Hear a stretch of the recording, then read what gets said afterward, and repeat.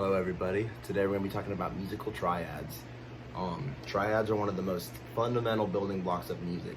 Anytime we're playing any sort of harmony, it'll almost always be based off triads, whatever harmony we're forming. So that's why having a very fundamental understanding of how these work and why we use them is key. The immediate uses of this, if you want to be a composer yourself, understanding triads will help you make harmonies pretty effortlessly.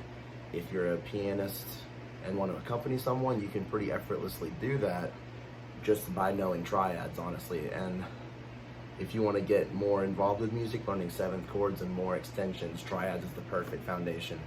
So essentially, with a triad, all we're doing is taking three notes and it's creating our harmony. And when I say harmony is really, the definition is more than one note playing at a time, and that creates your harmony.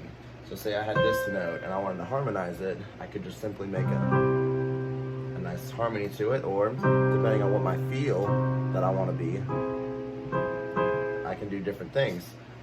First I'm going to go off some definitions we should know. The first one was harmony, which is simply more than one note playing at a time. In this case we're going to mostly be doing three. Another one is diatonic.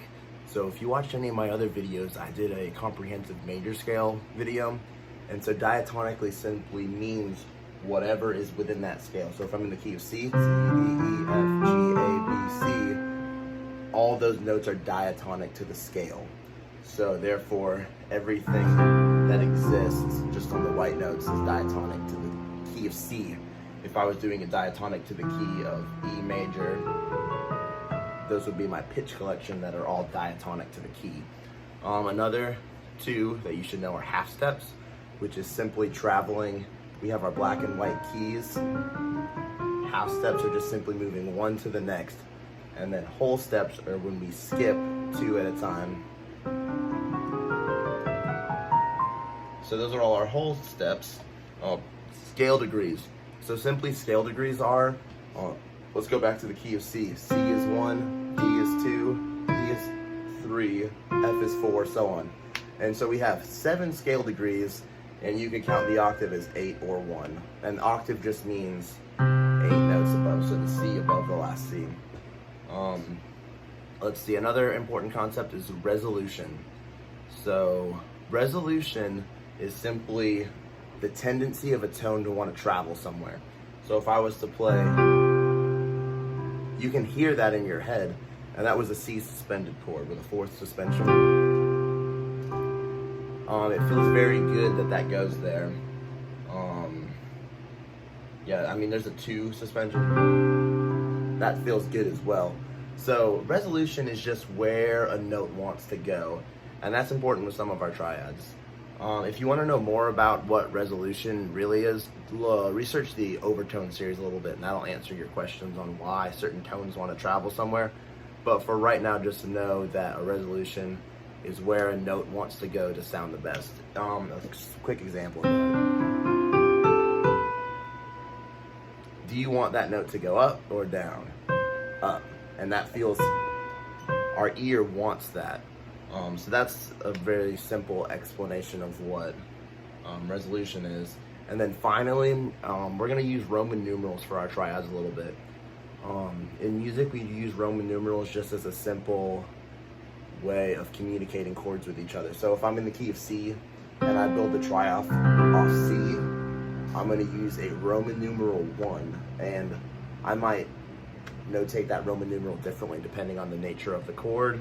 Anytime the next scale degree is 2, D, I'm going to use a Roman numeral 2, and that will most likely be lowercase 2, but it could be a number of different ways depending on how I play that chord. It might be a little different. So, and therefore E would be 3. And so on and so forth, all the way till we get back to C, which would be 1. We don't go to 8, it's just 7, 1.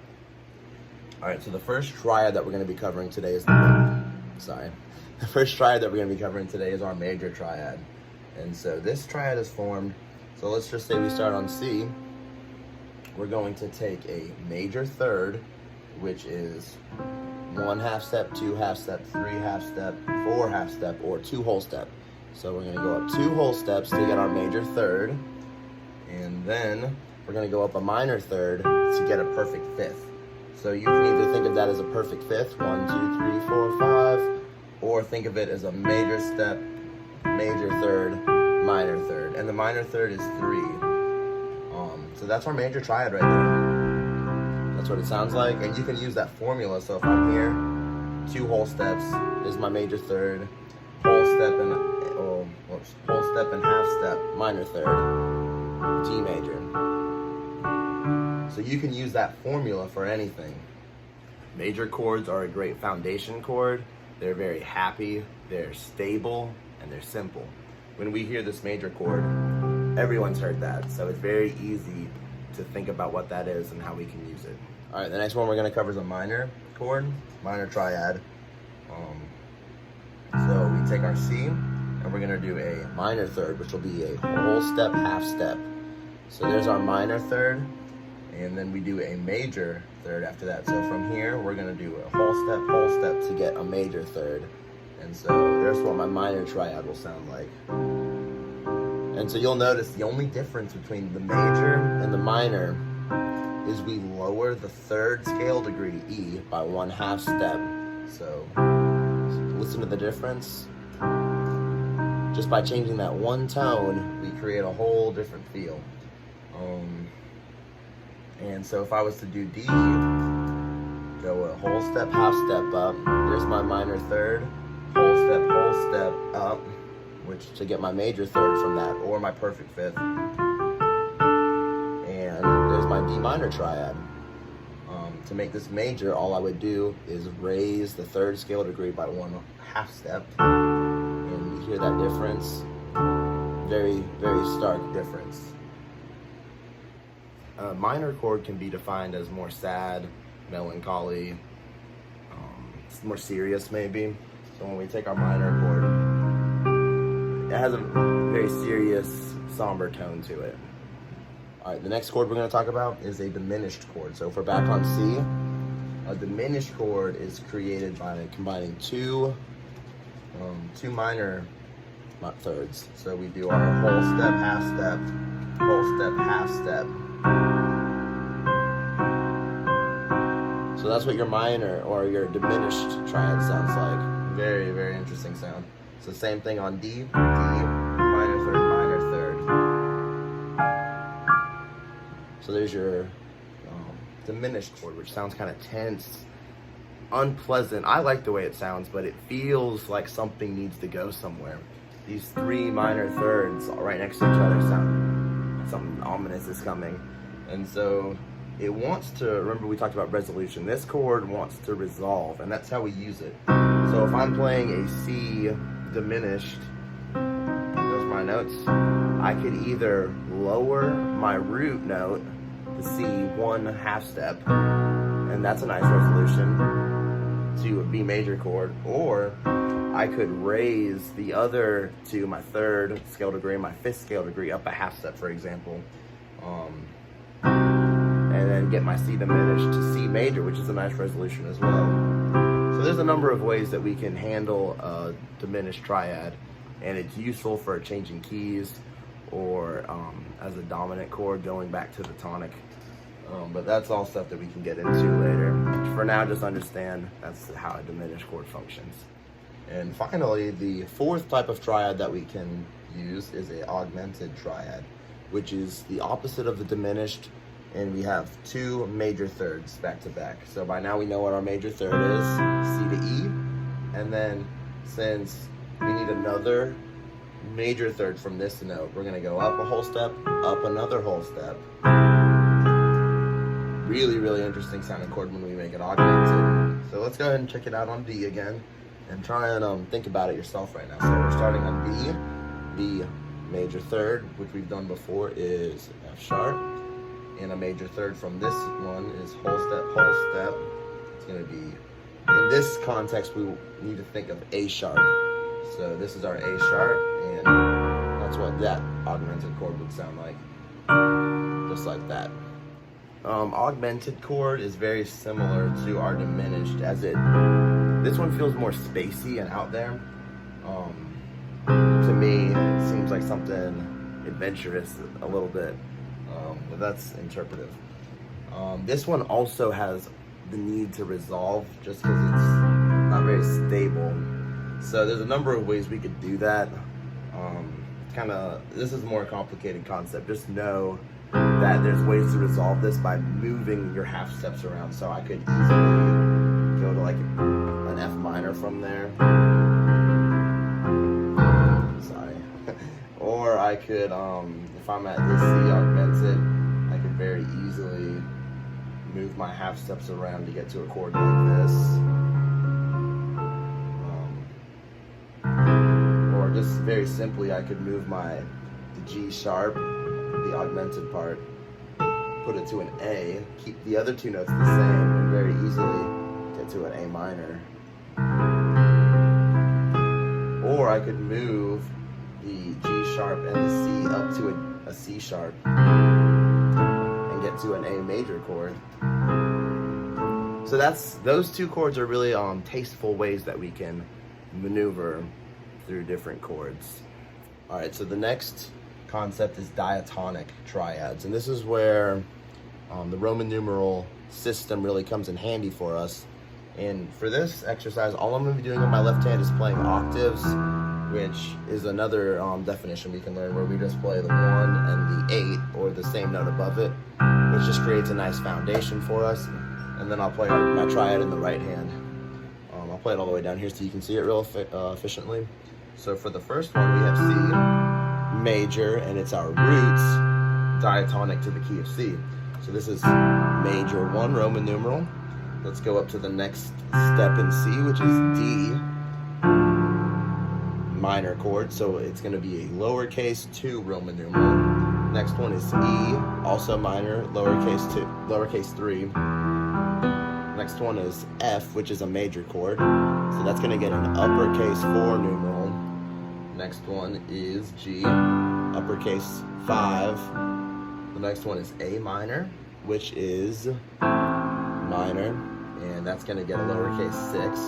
The next one is a B diminished, and it occurs as diminished in the key, so that's our diminished 7th. And then we go back to the tonic, or C.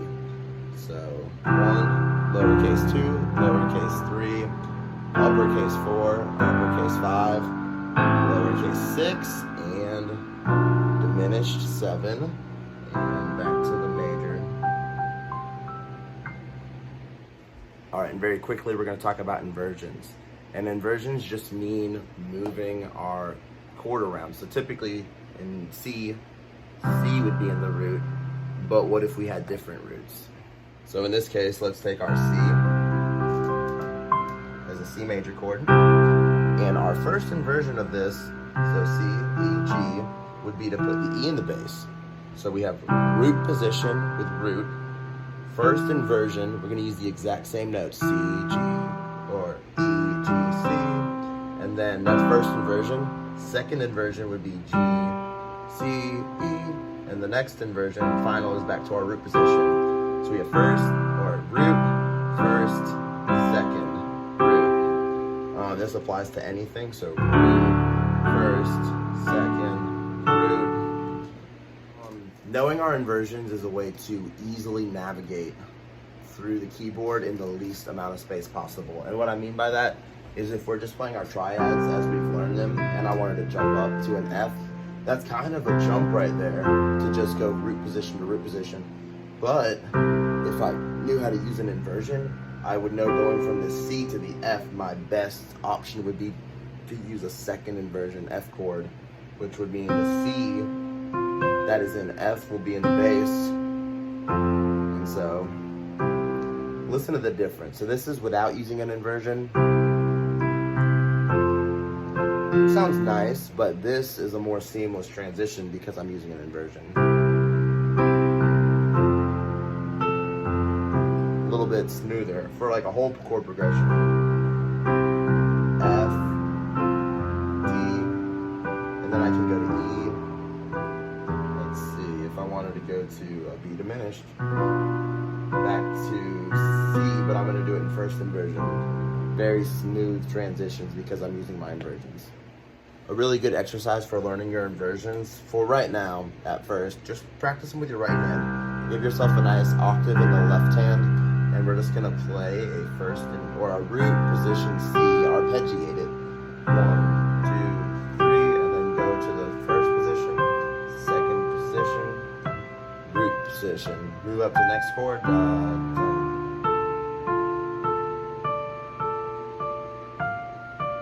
Next one.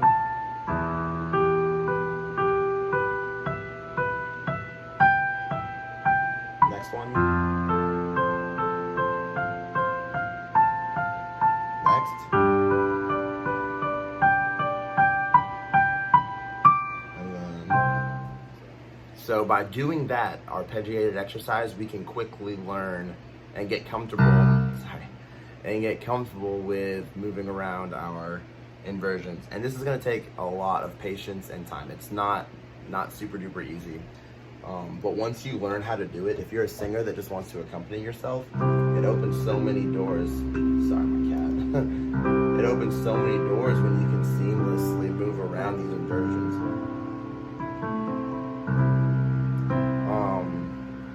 It just makes for a very mature sound when you can navigate inversions. It also leads for some cool accompaniment parts when you can very quickly move through your inversion. Some very advanced sounding stuff, which once you learn these simple things, you can just kind of effortlessly do. Just playing inversions, which is nothing super impressive, but once you learn 3 notes, learn how to move it all around, you'll add a very, very mature sound to your playing. And just some quick application tips. So the cool thing about triads is if you can just see a capital C and instantly be like, oh look, C major, boom. This is so helpful for accompanying yourself if you're a singer or playing along with someone else. You don't even need to know how to read notes on a paper. You don't need to know how to use rhythms. All you gotta do is use your ear and have some sort of a lead sheet. So say Sam Smith's song, Dancing with a Stranger. You made me do, I'm singing like somebody new. Oh, baby, dancing. What you made me do. So essentially, all we're doing is playing 4 chords. We have a C major, which I'm inverting in my right hand just to make a smooth transition, to D major, E minor, to a G major, back to C. Just repeat that. And remember, in our left hand, we've just been playing octaves. Nice. Nothing complicated. This is the same stuff that we've gone over.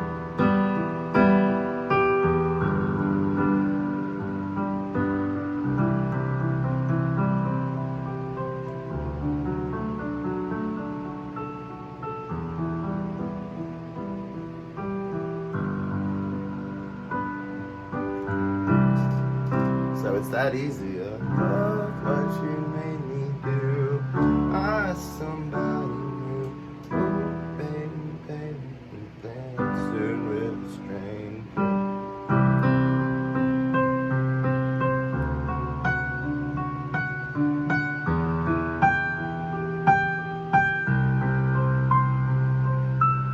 And I'm not doing anything that's outside of the 3 notes of one of those triads when I'm playing that accompaniment.